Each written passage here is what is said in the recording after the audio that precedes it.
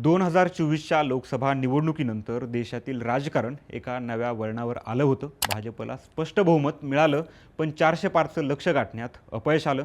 त्याचं मोठं कारण ठरलं होतं विरोधकांची एकजूट. काँग्रेसपासून समाजवादी पक्ष, द्रमुक, तृणमूल काँग्रेस, आम आदमी पक्ष अशा अनेक पक्षांनी एकत्र येत इंडिया आघाडी उभी केली आणि भाजपला थेट आव्हान दिलं.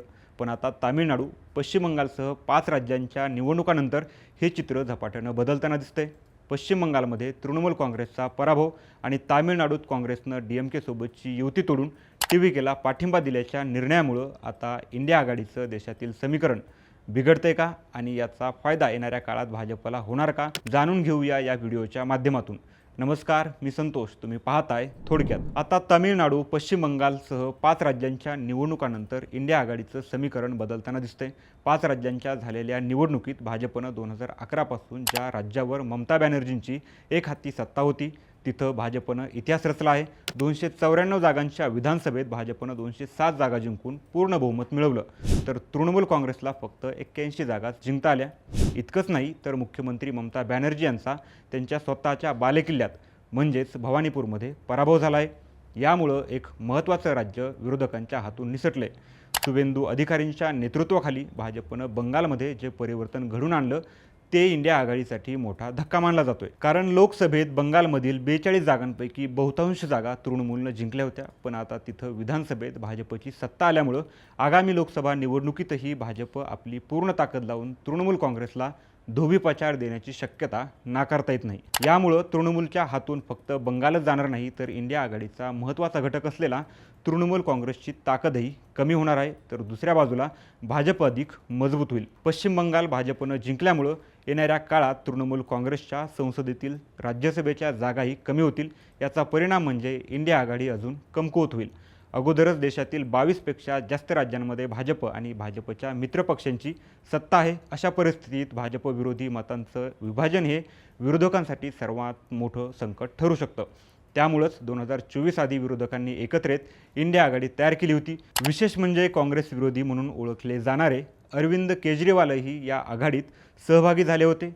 समाजवादी पक्ष, द्रमुक, शिवसेना, उद्धव बाळासाहेब ठाकरे गट, राष्ट्रवादी काँग्रेस, शरद पवार गट यात एकत्र आले होते. जरी ममता बॅनर्जी पूर्ण ताकदीनं आघाडीत सामील झाल्या नव्हत्या, तरी भाजप विरोधी मतांचं मोठं एकत्रीकरण झालं होतं आणि अबकी बार 400 पारचा नारा देणाऱ्या भाजपला 240 जागांवर रोखण्यात यश मिळालं. यामुळं विरोधकांमध्ये एकी असेल तर भाजपला रोखता येऊ शकतं हे पाहायला मिळालं. संसदेत नुकत्याच महिला आरक्षण आणि मतदारसंघ पुनर्रचनेशी संबंधित घटनादुरुस्ती विधेयकावर भाजपला आवश्यक 2/3 बहुमत मिळालं नाही. विरोधकांनी एकत्र येत मोदी सरकारला मोठा धक्का दिल्याचं बोललं गेलं, पण आता पश्चिम बंगाल आणि तामिळनाडू विधानसभेतील बदललेल्या राजकीय समीकरणामुळं इंडिया आघाडीला तडे जाताना दिसून येत आहेत. अभिनेते विजय जोसेफ यांच्या TVK पक्षानं तामिळनाडू विधानसभेत अनपेक्षित यश मिळवलं. TVKनं 108 जागा जिंकत आपणच किंग असल्याचं दाखवून दिलं, पण बहुमत गाठता आलं नाही. काँग्रेसनं राज्यातली बदललेली हवा ओळखून आपली दिशा बदलली. आपला 20 वर्षांपासूनचा सहकारी मित्रपक्ष असलेल्या DMKला सोडचिठ्ठी देत TVKला पाठिंबा जाहीर केला. काँग्रेसनं हा निर्णय घेताना गेली 2 दशकं सोबत असलेल्या द्रमुकची साथ सोडली. खरं तर द्रमुक आणि विजय दोघांचाही मुख्य विरोधक भाजपच आहे. विजय यांनी प्रचारात भाजपला वैचारिक विरोधक असल्याचं म्हटलं होतं, पण राज्यातील दीर्घकालीन सत्ता समीकरणं लक्षात घेता द्रमुकला विजय यांचा TVK पक्ष सत्तेत येणं परवडणारं नव्हतं. काँग्रेसनं मात्र भाजपला तामिळनाडूत पाय रोवण्यापासून रोखण्यासाठी विजय यांच्या बाजूनं उभं राहणं पसंत केलं. पण या निर्णयामुळं द्रमुक इतकी नाराज झाली की त्यांनी लोकसभा अध्यक्षांना थेट पत्र लिहून संसदेत वेगळी बसण्याची व्यवस्था करण्याची मागणी केली. याचा थेट परिणाम इंडिया आघाडीवर होणार आहे. DMK हा काँग्रेसचा मित्रपक्ष आणि कट्टर भाजप विरोधी भूमिका घेणारा होताच, पण इंडिया आघाडीचाही महत्त्वाचा घटक होता. आता तामिळनाडू विधानसभेत काँग्रेसनं TVKला समर्थन दिल्यानंतर DMKनं काँग्रेसच्या भूमिकेवर नाराजी व्यक्त केली आणि लोकसभेत आपल्या सदस्यांना बसण्यासाठी वेगळ्या जागेची मागणी केली. लोकसभेत DMKचे 22 खासदार आहेत. काँग्रेसनं TVKला समर्थन दिल्यामुळं लोकसभेत DMK काँग्रेसपासून दुरावल्याची चिन्ह आहेत. एवढंच नाही तर काँग्रेस DMK युतीत तुटल्यात जमा आहे. DMK काँग्रेसपासून दूर जाणं हे इंडिया आघाडीसाठी मोठं नुकसानकारक ठरू शकतं. कारण 2024मध्ये तामिळनाडूतील सर्व 39 जागा इंडिया आघाडीनं जिंकल्या होत्या. आता मात्र ही एकजूट कायम राहील याची कोणतीही खात्री नाही. दुसरीकडे समाजवादी पक्षाचे अखिलेश यादव यांनी काँग्रेसच्या भूमिकेवर सूचक टीका केली आहे. म्हणजेच फक्त दक्षिणेत नाही तर उत्तर भारतातील मित्रपक्षांमध्येही संशयाचं वातावरण निर्माण होत आहे. यामध्ये पश्चिम बंगालचं समीकरणही महत्त्वाचं आहे. ममता बॅनर्जी यांनी 2024च्या लोकसभा निवडणुकीत पुन्हा आपलं वर्चस्व सिद्ध केलं होतं.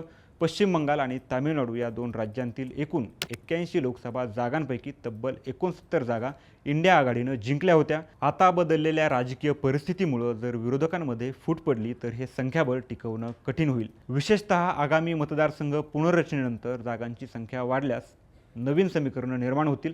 आता प्रश्न असा आहे की या सगळ्यात काँग्रेसची भूमिका नेमकी काय आहे? तर काँग्रेस स्वतःला राष्ट्रीय स्तरावर भाजपविरोधी लढ्याचं नेतृत्व करणारा पक्ष मानतो, पण वास्तव हे आहे की हिंदी पट्ट्यात काँग्रेस अजूनही कमकुवत आहे. दक्षिणेतील कर्नाटक, तेलंगणा आणि केरळ या राज्यांमधील सत्तेच्या जोरावर ती राष्ट्रीय पर्याय बनू शकत नाही. अशावेळी प्रादेशिक पक्षांना सोबत घेणं काँग्रेससाठी अत्यावश्यक आहे. पण तामिळनाडूत घेतलेल्या निर्णयामुळं उलट मित्रपक्षांमध्ये अविश्वास वाढला आहे. यामुळं काँग्रेसवर संधीसाधू राजकारणाचा आरोप होत आहे. कारण भाजपविरोधी मतांचं एकत्रीकरण करण्याऐवजी काँग्रेसनं राज्यनिहाय तत्कालीन फायद्याला प्राधान्य दिल्याचं दिसून येतं आहे. आणि भारतीय राजकारणाचा इतिहास सांगतो की विरोधकांची एकी टिकवणं हे सत्ता मिळवण्यापेक्षा कठीण असतं. आणीबाणीच्या काळात इंदिरा गांधींच्या नेतृत्वातील काँग्रेसच्या विरोधात टोकाची विचारसरणी असलेले सर्व पक्ष एकत्र आले होते. आजही परिस्थिती काहीशी तशीच आहे. कारण काँग्रेस असो, DMK असो किंवा TVK या सगळ्यांचा विरोधी पक्ष भाजपच आहे. त्यामुळं आता जरी DMK आणि काँग्रेस दुरावले असले तरी येणाऱ्या काळात भाजपला नमवण्यासाठी एकत्र येण्याची शक्यता नाकारता येत नाही. परंतु आत्ता तरी काँग्रेस आणि DMK यांच्यामध्ये दरी पडल्याचं दिसून येत आहे. उत्तरेत आम आदमी पार्टी आधीच इंडिया आघाडीपासून दूर गेली आहे. आता द्रमुक नाराज आहे आणि ममता बॅनर्जी यांच्या 15 वर्षांच्या बालेकिल्ल्याला भाजपनं सुरुंग लावून दारुण पराभव केला आहे. त्यामुळं पश्चिम बंगालमध्ये येणाऱ्या काळात तृणमूल किती सक्षम राहतो हे पाहावं लागणार आहे. म्हणजेच इंडिया आघाडी आता नावापुरतीच राहण्याचा धोका निर्माण झाला आहे. याचा सर्वात मोठा फायदा कोणाला? तर अर्थातच भाजपला होणार आहे. दुसरीकडे भाजप अजूनही राष्ट्रीय स्तरावर 40% मतांचा आकडा पार करू शकलेली नाही. पण विरोधकांची मतं विभागली गेली की भाजपला त्याचा थेट फायदा होतो. हे चित्र गेल्या अनेक निवडणुकांमध्ये दिसून आले. म्हणूनच आज भाजपसाठी सर्वात मोठी ताकद फक्त त्यांची संघटना किंवा नेतृत्व नाही तर विरोधकांमधील विस्कळीतपणा असल्याचं म्हटलं जातंय. आता यापुढं जर काँग्रेसनं मोठ्या भावाची भूमिका निभावत प्रादेशिक पक्षांना समन्वय साधला, त्यांना सन्मान दिला आणि राज्यातल्या स्वार्थापेक्षा राष्ट्रीय रणनीतीला प्राधान्य दिलं तर इंडिया आघाडी पुन्हा मजबूत होऊ शकते. पण जर मित्रपक्षांचा विश्वास गमावला तर इंडिया आघाडी विस्कळीत होण्याची शक्यता नाकारता येत नाही.